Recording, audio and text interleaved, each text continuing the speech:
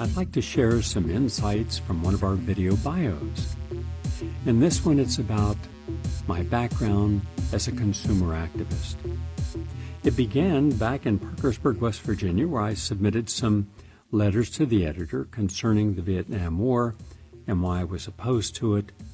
And when I moved from Parkersburg after finishing my college, I continued sending the editor letters on important social issues, and mainly our American imperialism and hegemony around the world.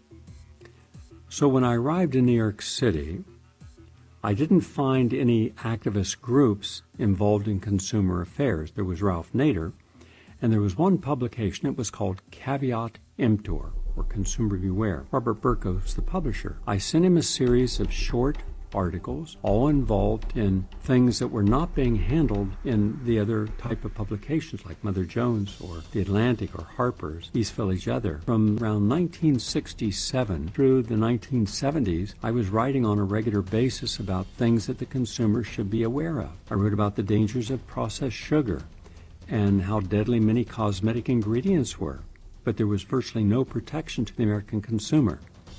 I talked about the dangers of alcohol, even in moderate amounts. One of my most important series was about how the American Medical Association had conspired for more than 25 years by maintaining that no alternative therapy had legitimacy, and the largest alternative therapy at that time was chiropractic. So they were going after chiropractic everywhere you could think. And all this was illegal. This was in violation of the chiropractors' rights to practice. They were all, licensed.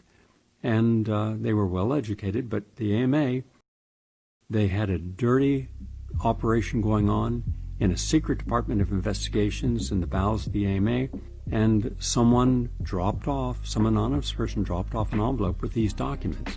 Well, after verifying that they were accurate, I was able then to do a series of articles.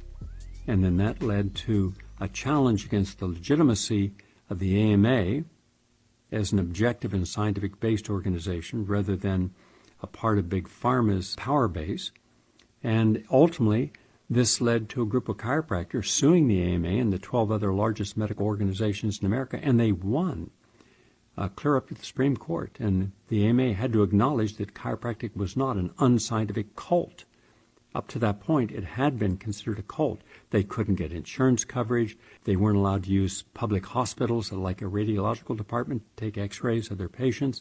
Finally, where chiropractic was able to gain complete legitimacy, a Dr. Chester Stock at the New York Institute of Technology and a Dr. Alan Pressman at the New York College of Chiropractic had asked me would I create a syllabus for the first state-accredited program in nutrition to be taught at chiropractic schools. And it was accepted and implemented, and the New York College of Chiropractic became the first school in the United States, chiropractic school, that was offering accredited courses in nutrition.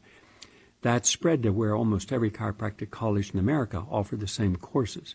I was on my way to California, and I was asked, would I stop off in Las Vegas, give a little talk? And I said, fine. I walked in this giant room, and there were like 10,000 chiropractors there, and to give me an award for having helped save chiropractic. I've done hundreds of reports on television, radio specials, wrote articles, showing people the dangers of electromagnetic therapy, food irradiation, the safety and efficacy of vaccines, probably all told around 500 articles, many cover stories in major magazines.